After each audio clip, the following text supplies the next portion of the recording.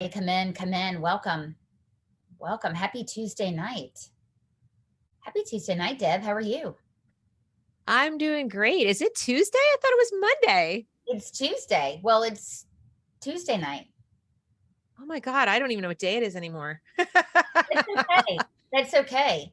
So It's, tonight, and it's just one of those things. It's the summer. Write it off. I'm getting old. I'm getting like senior brain. I'm kidding. That can't be. Let's blame it on the summer. If we It's can't blame it gotta on the be. summer, we'll blame it on the night. Yeah, the days blur. They go together. Go together. Got it. They do. They do, especially when we're covering topics like this, which is why I have you on. So you are the hostess with the mostest on the popular YouTube channel. The reason we learn, and it's growing, Deb. It's really growing. It's slowly but surely creeping up there. I'm hoping that means we're getting the word out to more parents and more educators who actually want to teach and not do this crazy indoctrination stuff. But yeah, it's just we gotta teach the adults so we can make sure the kids are getting the education they deserve. Well, What you're what so right. what have we got? What is this that I'm looking at here? Well, let me go on. You're so right. I mean, look, schools lately have become more about the adults who run them than the kids that need them, right? So we need to Yeah. really reverse that. So what we have here is the health standards, the health and science and PE standards.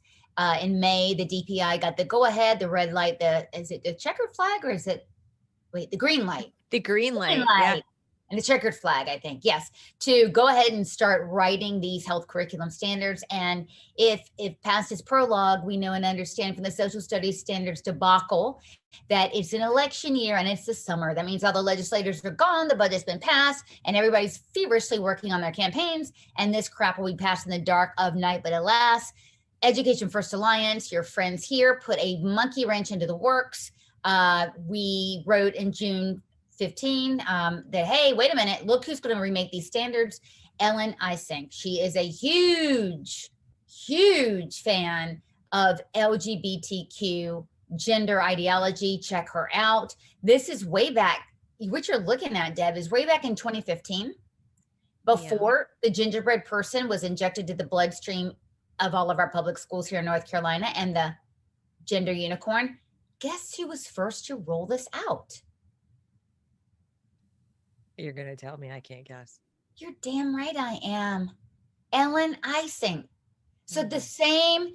the same person heading up writing the new sex ed standards injected this stuff into the bloodstream of our schools. And guess what? Out to in pronouns. We thought it's a thing that's new. 2015, she was doing this crap. 2015. So she has been waiting for her chance, you guys, to write these sex ed standards. She's been waiting. What does this make you feel like when you see it? It pisses me off. Well, I am deeply concerned because I genuinely believe that parents don't understand that what they're looking at is abusive.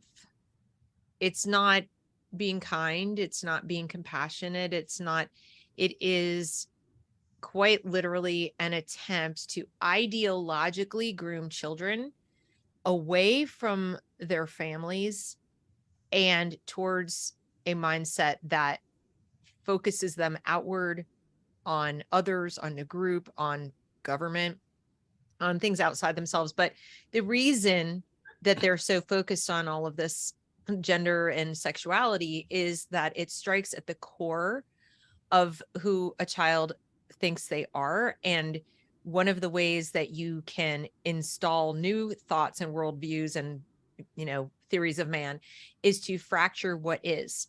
I was talking about this with somebody yesterday. What is a rainbow?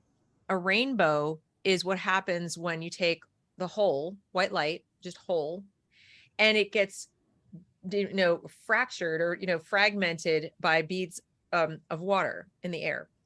And you then see all the different parts of the whole as separate colors, right? But seeing a rainbow is dependent on your perspective. You have to have the light behind you to see it. So I think that's sort of an interesting metaphor for what we're dealing with here. Is the rainbow is kind of the symbol of all of these things. They put the rainbows all over everything. But it really is also a symbol of what they're trying to do to your child. They're trying to take this little hole. Now, granted, it's developing.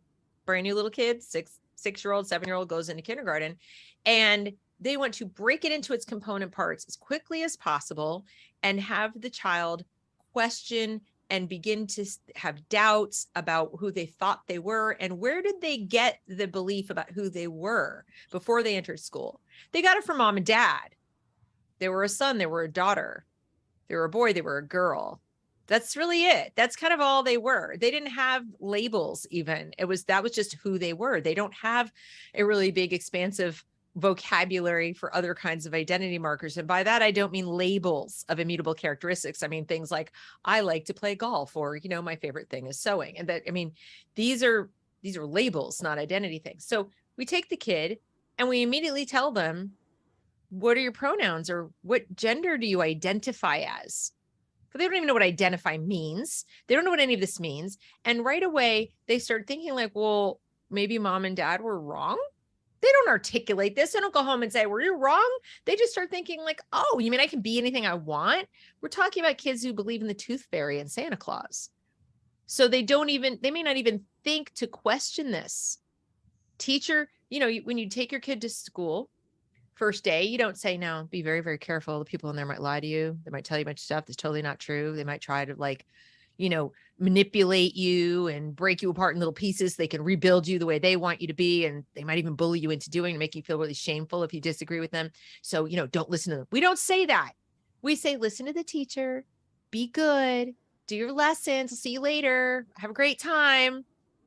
And you drop them off. So they assume this is a good and safe place. Mom and dad left me here all day. So when the nice teacher comes in and shows them the genderbread person, or shows them, the unicorn, the gendercorn, to them, it's just another thing. They could be like a princess or a pirate or, whatever, but they don't understand the consequences. They have no concept at all of what gender roles are, what sexuality is, what any of these things are. And as I said, this is designed to begin to cast doubt on the trustworthiness of their parents, but more sinister even than that, it builds a peer-to-peer relationship with the teacher, which is wholly inappropriate. Yeah. Let's talk about your most personal, private sensations inside yourself about who you are. I just met you. That is absolutely against all the rules of professionalism. It begins to triangulate. Triangulation is where you have, kid, teacher, parent. And now the child is left going, who do I turn to for authority here on this subject?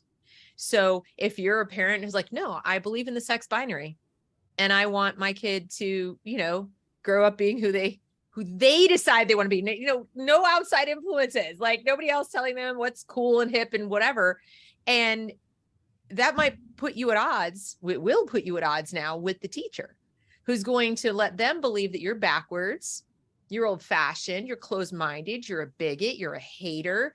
And they also are now going so far as to equate those beliefs, that I believe in the sex binary as the simplest belief, right? It's like biological fact. If you say so much of that is you wish violence upon people. I was going to say violence, right? They wish it's violent. Okay. And they're going to tell your kind-hearted little child that, because they don't say your parents believe this. Say people who think this, people who believe this, we have to teach this so that these people don't get hurt. Your friend over there, what they often do is refer to imaginary people out there.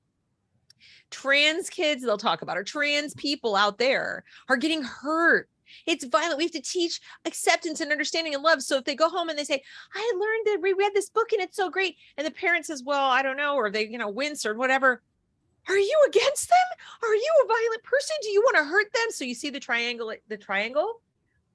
And this starts as early as kindergarten, that you are now battling for the soul of your child, whether it's the religious, whether you have a religious concept of a soul or just even a rational concept of like the identity that my child would have had left to their own devices, not interfered with or manipulated by this kind of ideology, that's gone. good luck trying to rein them in. So it is really dangerous and really abusive to start inserting doubt of the parents and to start fracturing the child's identity when it's in its infancy. It's just beginning to form. It's their birthright to figure that out for themselves without interference.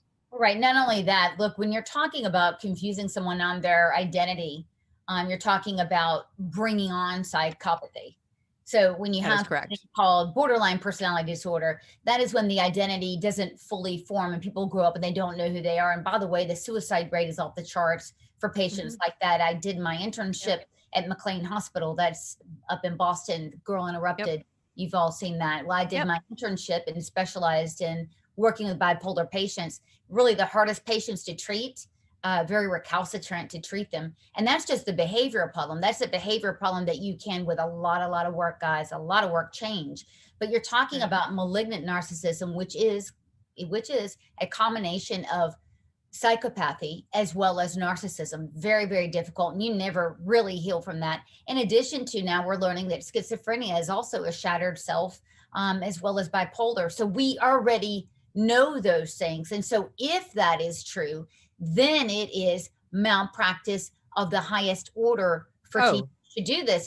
And Deb, we all know it's not all teachers doing this. It's not even most teachers doing this. It is some teachers doing this, but you and I have talked about this a lot.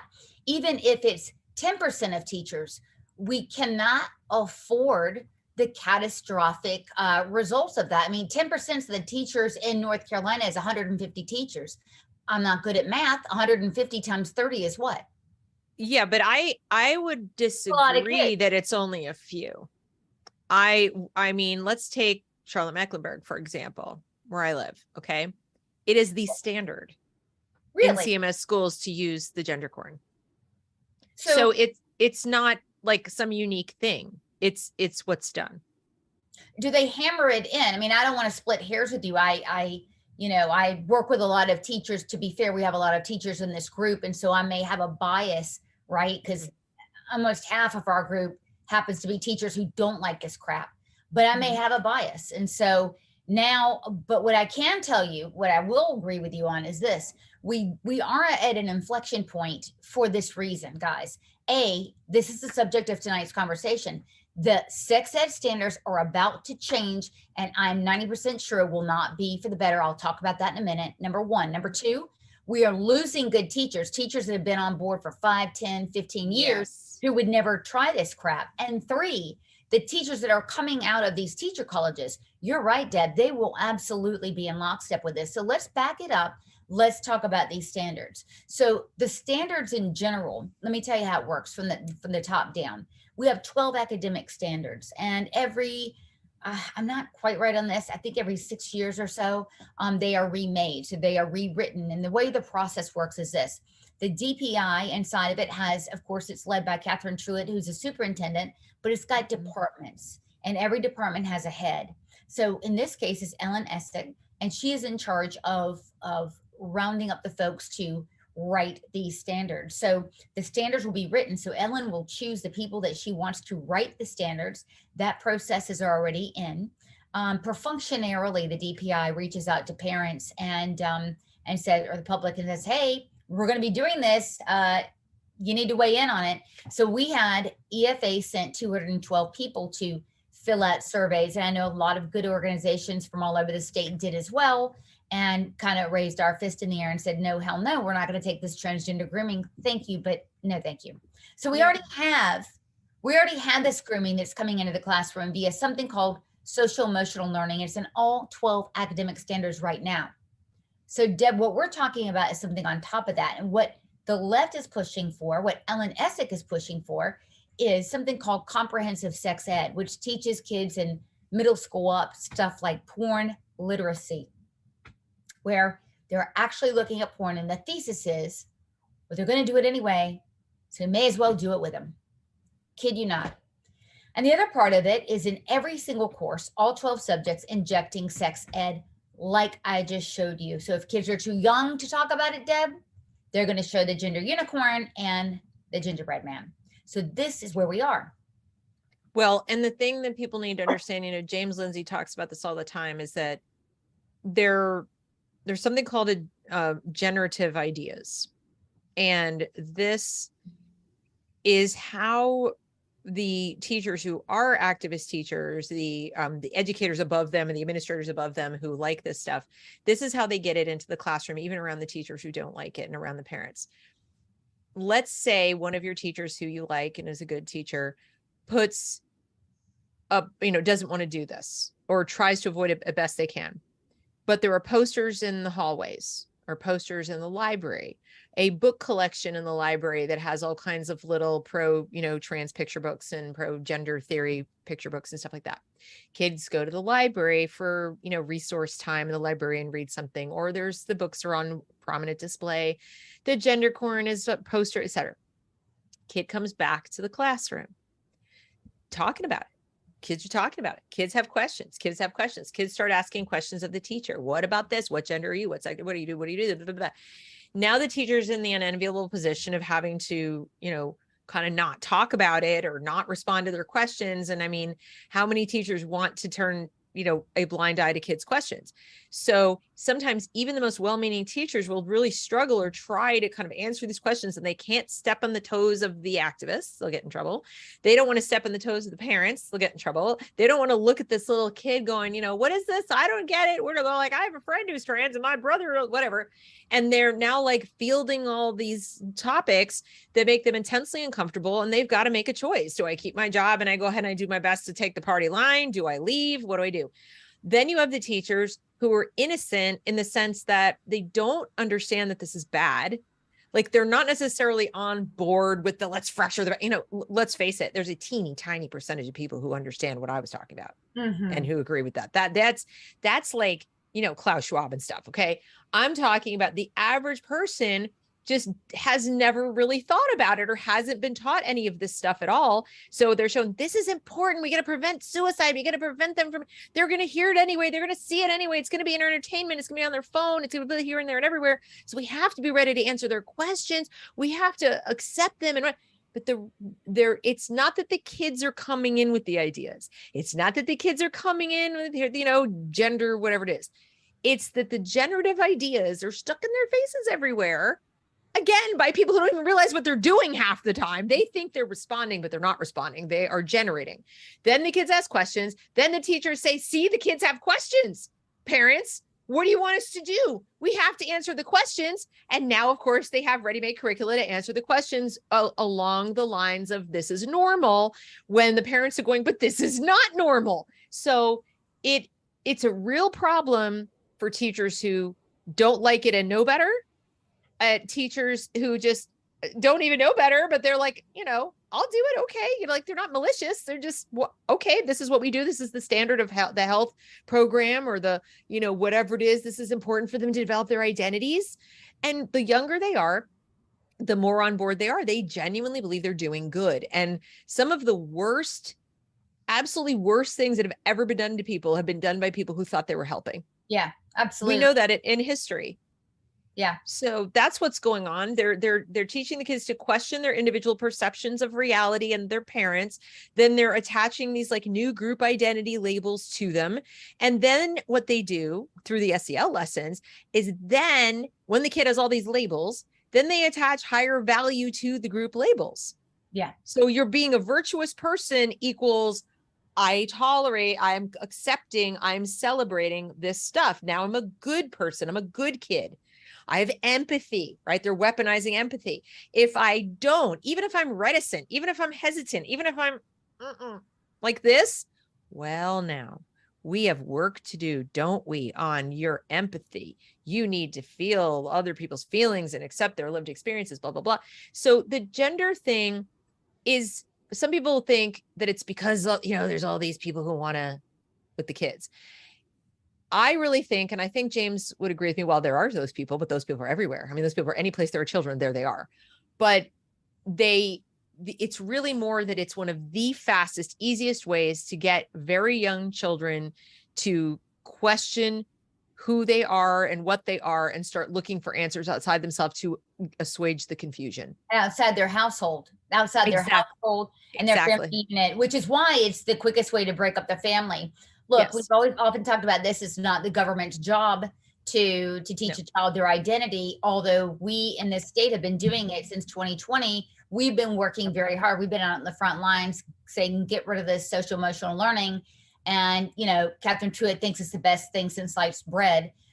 She also values empathy. She said that is the number one thing they want to train kids on. You can't teach empathy. You cannot. Besides reading and writing, that's what they want to train them on. And I'm like, look, okay, good, because that seems like it's the third thing. And it's going to be years before we can teach them how to read and write, given that 8th graders on average, you know, are not up to grade level right now. So we've got a long way to go. But look, we've got this problem where we've got Republicans and people on the right saying, and libertarians as well, saying, look, if you don't like the government schools, then take your kid to a homeschool, whatever. That is just such a callous, unrealistic way to think about this, because not everybody can homeschool. We've got parents now, some homeschool parents that we know of have to go back to work now. The moms have to go back to work, and it's absolutely heartbreaking. But $5 for a gallon of gas, $5 for a gallon of milk, that is the reality, Deb. And so we know that these schools, they're going to run, they're going to function. We can't evacuate all the kids out. We can't do that, but we can work like hell, which we have been doing, to make sure that not a dime of our money goes towards gender identity crap and pushing what is tantamount to grooming and child abuse. Well, it's not tantamount, it is. And the important thing for people to understand is that the word grooming, while I know that it's being banned all over the place, is a technical term that can be applied to ideology, religion, yes, the sexual grooming, but look, the majority of people who get groomed in this world are adults.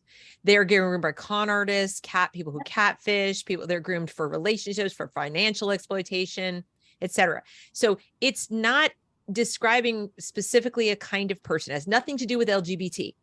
It has everything to do with a style of manipulation, a style of using language and using your relationship with another person and using their trust, exploiting their weaknesses and their strengths to form what essentially is a fake intimacy with them. So they trust you, so they will do what you want them to do without realizing that it wasn't their choice.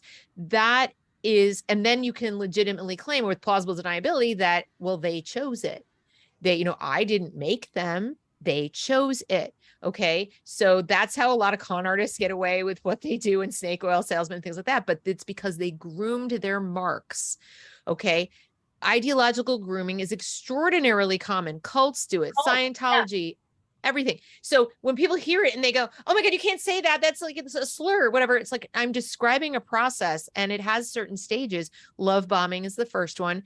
We are loved. This is a safe space. You can tell us anything. We'll keep your secrets. We won't tell mom and dad. Here's an app. By the way, there's an easy out. Click the button. Boop, it's over. There's no history. You can use it. You can talk to people. You can chat.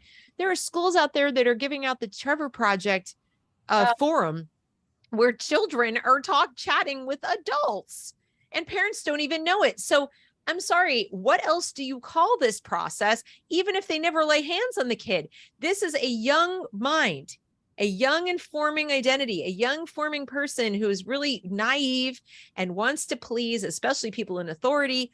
And they're confused because they've been made confused with all these questions. And it is just simply wrong. I don't care what your intentions are. What's so funny is people who are, on the side of these things, these ideas, will tell you, intentions don't matter. It's about outcome. Okay, well, I usually disagree with that, except here. The intentions of this don't matter. I don't really care if you really mean well when you're manipulating this child into telling you their secrets or their innermost thoughts. It's not appropriate. There's no scenario in which it's appropriate. You wouldn't want the babysitter doing it. No, you wouldn't. And you would have someone arrested if they're on the park bench asking your 5-year-old what gender they are. But look, I mean, what you're talking about, that cycle, that love bombing, that getting the target to open up, and then the gaslighting, that's the process by which people are manipulated by narcissists. And then, of course, narcissistic rage, or in this case, the total rejection and the triangulation, right? Yes. Where you've got 3. So you're talking about de facto clinical manipulation. This is how narcissists do it. This is how the grooming process is. The grooming process the name grooming, Deb, came from the FBI back in the 60s, and there needed to be a nomenclature that everyone could use and understand for how victims were procured, right? How the barriers were lowered, and it's just basic victimology and studying, and that's where the term came from. It's accurate, but as you know, truth can be violence. Yes, I keep hearing that. And the other term that parents need to understand really well is the term queer. Because if all else fails, they just want to queer the children. So what that means is, it doesn't mean what it used to mean was like a slur for gay. What it means is have your child reject tradition. In a nutshell, it's reject all of the norms and all of the traditional, identifiers that have come before. Yeah, it's instead of anti-racist training, it's anti-gay training. It's the same thing. So it's even if you're not you don't have any antipathy towards LGBTQ, you actually do. And for that reason, you need to go further with that and admit that you do, even if you don't. And it needs to be rammed down your throat constantly, 24/7. And see, I told everyone this BLM stuff, etc., which became CRT, that's not the real thing. That this is a Trojan horse, this LGBTQ, this queer ideology, as you put it. That's really what they want. We saw this, Deb, on the back end of BLM. We saw that the movement, it never but they're was trying this movement. The tragedy of it is that they've attached the T and the Q to LGB for legitimacy. Okay. I think most of us at this point, even conservatives, will accept, LGB. Like, we'll just be like, okay, I don't believe, and I think most people don't believe that L, G, and B people are trying to, queer our children or do anything like that. Okay. Problem is, what is trans? What is it? Okay. So it's very confused, right? There is no sex binary. They say, well, then where's the word transition? You have to transition from one thing to another. So obviously you have some kind of a binary, and, that's confusing right there. Secondly, if you have let's say a young girl, and she's very tomboyish, seems kind of masculine in her outward expression of her gender of female, that she likes to play sports and, all that kind of stuff. Okay. Your average softball player, whatever. Okay. She might turn out after puberty to be gay. She might turn out to be a lesbian. It's possible. She might not. I was a tomboy. I'm not. But the point is, like, let's say that's a possibility. When in the elementary school level, if the child is manifesting with something other than perfectly traditional gender role behavior of, like, I'm a girl and I wear dresses and whatever, then they might get feedback at this point with all of this discussion that they might really be a boy. Now, that is a form of internalized homophobia. Correct. Okay. It's stereotyping. Right. It's okay to be gay, you guys. I mean, it's totally fine. That's right. And so, but you're making it not okay if you tell the masculine girl or the slightly effeminate boy that they're really the opposite sex. It's a form of really invasive conversion therapy, except not for sexuality. They figure, like, no, it's not okay to be attracted to or behave like the opposite sex. You have to go whole hog and wear the costume. And then that's the only way it's okay. It's only okay to be attracted to other women if you actually look like a man, with man parts, and don't have female parts. And it's only, and vice versa. This ends up destroying a lot of children who would otherwise have just grown up to be gay, or otherwise just grown up to be straight, but, a little on the masculine side or a little on the effeminate side. Those people have existed forever. Yep. Like I said, I am one. I'm a tomboy grown up. And the other thing that it's doing is it's scooping up a lot of kids who are on the spectrum or have ADHD. Okay. So there is no other disorder that I can think of. If you want to talk about gender dysphoria, which is a mental disorder, it's a real thing. Okay. And you can cultivate it in people, just like body dysmorphia can be cultivated by looking at too many pictures of skinny people. Okay. So, what they're doing is name one. We don't send the girls with or boys with anorexia to have liposuction. We don't affirm their anorexia and say, you're right, you don't have to eat anymore because I affirm you that you think you're fat, therefore you're fat. We don't do that. We would never do that. What other mental condition of where I don't feel like what I look, I'm confused and I don't like how I feel in my own skin. Do we say, okay, then let's start cutting on your skin, or let's start giving you drugs to change your skin literally? This is the only one where we do that. And then we turn around and we tell parents and we tell teachers that this is perfectly benign and okay. And they're lying, but it all starts with this fragmentation and this queering of the children, because there will only be a certain percentage of kids that get to actually do the thing. When there's big business too, right? By the way, billions. Yeah. Oh, yeah. But if the rest are queer, in other words, if the rest of the kids who aren't going to go trans all the way, if the rest of them at least are queer, then they're like in solidarity and will rally around and like protect the ones who are from the outsiders who still want to maintain this traditional norms of the sex binary. And the gender corn in particular comes from a site called the transstudent.org. And if you go to that site, you will find definitions of things as if they're facts that are not factual. They're not scientific facts. So what you have is an activist organization, transstudent.org, produces a graphic in the gender corn. It's based on a literal ideology that is right up there with most cult-like beliefs. It's a belief system. There is no science behind it whatsoever. And then that pretty little thing makes it into North Carolina schools as part of the teaching of, health and whatever. And to me, this is unconscionable. We should be doing things that are backed by research, that are best practices, because they are to the benefit of the children. We're at a point now, Sloan, where we're sitting here talking with each other, trying to prevent harm. We shouldn't be talking about preventing harm in the schools. The most we should be saying is, this is turning out not to do much good. We're doing a thing, we're spending money, we're spending time, it's a distraction from reading and math and all this other stuff, and just playing outside and hanging out. And it's really just a waste of time. It's not doing anything. We can't even have that conversation because we're looking at something that is harmful. We have to stop the bleeding. We have to stop the bleeding, guys. And it's so, it gets, I know it's tiring for you guys out there. You've been doing this a long time now. We're at a year and a half at our point. We have to stop the bleeding with a lot, right? With the literacy crisis, 16.7% of all 8th graders are illiterate in math. Illiterate means not proficient. That means illiterate in math, because those are the state tests that we actually develop, right? So we're kind of not even close to passing our own tests. So we've got so many crises, guys. And that's why we wanted to tap in for a few, tell you guys about what's going on, what we have done. So what we've done is we put together a campaign that we ran for 2 weeks to make sure that we had enough people to come in and to sign up and to say, hell no, we're not going to take this. We're not just going to close our eyes while this is going on. Like I said, 212 people, we drove them to the DPI website.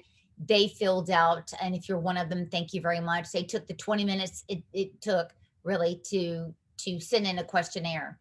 But we also got right around 100 people the week before that. So now we're working on a month ago to write legislators who are sitting on the education committee to tell them that we want transparency throughout this process. We know already, let me put these slides again. We know who's going to control the process. We know what she's already done. So Catherine Truitt is someone she's got in the back pocket. You and I spoke about when the well, oh my God, what's it called? The system Power School. Power School. Power School. And if you'll recall, the DPI kind of overnight, in the dark of night, if you will, not telling teachers, principals, even school board members all across the state, they erased the gender, the biological sex reading on all the official school records and only gave certain people control over that. Well, this is something that her own office wanted in 2015. And they asked Mark Johnston, who was here for years. He never gave in, and Catherine Truitt gave into this, and now we have this problem. So we've got, to see identity, teaching identity. They have taken it, they meaning the public schools here in North Carolina, have taken it upon themselves to put that into the curriculum. So let me tell you what you can do as we wrap this up. What you can do, what we need you to do is, again, write to your state senator, the NC state senator. So this is a state problem. Write to the senator And I also want you to write to your rep, your state rep, House of Representatives. Let them know that you are watching this process of the passing of these health and sex ed standards. Let them know that you want them watching the passage of these standards. It is making an impact. It is making a difference. They're putting pressure on Catherine Truitt. They want her eyes and all of our eyes on the process, Deb. Well, that's good. And that's what you need to do. And really, there should be a fight, not just for transparency to see what's going in, and then you're kind of playing catch up, but parents of North Carolina need to start demanding a knowledge-based curriculum again. Enough of the standards-based curriculum. We keep talking about standards, and people think that's good. All a standard says is this will be presented to the student. The student will be taught X. But what it doesn't do is it doesn't tell how it will be taught, with what materials, what kind of, outcomes in terms of performance should be demonstrated. So a knowledge-based curriculum tells you, like, you will use these materials to teach these facts and this knowledge and these things. And by the end of the grade, the student will know, will be able to, etc. So you can act. I'm sorry. Now, wait a minute now. What year the EOC? So the end of or EOG, the end of the grade. So the end of the grade tests, teachers are teaching to pass that end of the grade test. And what will happen, Ellen Isink and others come out and they give these teacher trainings, these massive state teacher trainings, because you wouldn't want to fail your EOGs, would you? And no, nobody would. So, the state has their hand in it a lot, and we need the state not to. They do, but my point is that by making it standards based, and the state gives itself permission to come in through the back door and tell the teachers what to do and how to do it. But you, the parent, even if you go to the website and look at the state standards, you still can't tell anything. Yeah. I've had so many parents tell me, like, I went and I looked at the state standards, but it doesn't tell me anything about curriculum. I'm like, that's by design. So when you have a knowledge-based curriculum, and for example, it says, students will read and understand the Declaration of Independence and be able to identify the signers and be able to, that's a knowledge-based curriculum. Then they can't really sneak in through the back door and, like, not really teach the, the Declaration, or stick it on a wall and go, there, I taught it. It's expecting them to know something when they're done that you, the parents, can recognize and go, yep, I know that thing, or I can recognize that. It's designed to give them all kinds of leeway to put whatever they want in that benefits the state, that benefits the teachers associations, et cetera. So if you keep allowing the curriculum, or you keep saying it has to be standards based, like, they're just going to laugh at you behind your back, because they're going to, that's fine. We'll keep the standards. We'll just keep reinventing words and putting it in through the back door and say, this meets the health standard of, being aware of your body, whatever. Yeah. That's, what the heck does that mean? So standards based is, everybody should go read some E.D. Hirsch. Then you'll know what knowledge based versus standards based is. But honestly, it's really important to fight for that, because everything else we do will fall apart without it. And, that plus parental rights, of the right to observe, the right to see all this stuff. It's the most important thing, that your legislators don't vote for somebody if they're not saying that they stand for these things. Absolutely. And now, guys, it's now or never. We've got to check the candidates you're going to vote for. You've got to vet. Republican Party, not 100% perfect, not even 70% perfect in my summation, but you need to look and check out what they're offering. It's not a crime to write them, ask them what they think. It's not a crime to put them on the griddle and figure out where they come down on this. School board members, you've got to get school board members that are going to push up against the state and to stop letting them encroach on what the district is doing. And so again, I want to leave you with this, guys. You need to go ahead, run, don't walk to your typewriter, if you have it, if you still have one, word processor, computer, handheld, tablet, whatever you have, and just take 10 minutes to write a note to your state senator and to your state rep and say, we are watching. We want you to watch. Here's what's going on. And we want you to put pressure on Catherine Truitt. We want a fully transparent system. Deb has already spent her time considerably, the expert in this field, considerable time in mentoring us and tell us what we need to do here, how we need to say it, what's going on. And so I'm confident we can keep getting the best results here. And you're right, we got to pass that parental right bill. We got to pass it. You have to. And you can't not stand up for it just because it might get vetoed. Amen. It's about leadership. You've got rock. You got to demand that is talked up and talked up and talked up. What do you think? Non-negotiable, guys. Do you want to start talking about it when the gubernatorial election comes up, or would you like to have a little while where people are building momentum and getting really fired up that they really, really want a governor who's going to put the signature on it? Yeah. You can't do that last minute. We need to do that now. We need to do it and now. You could get a veto proof majority. I mean, come on, things happen.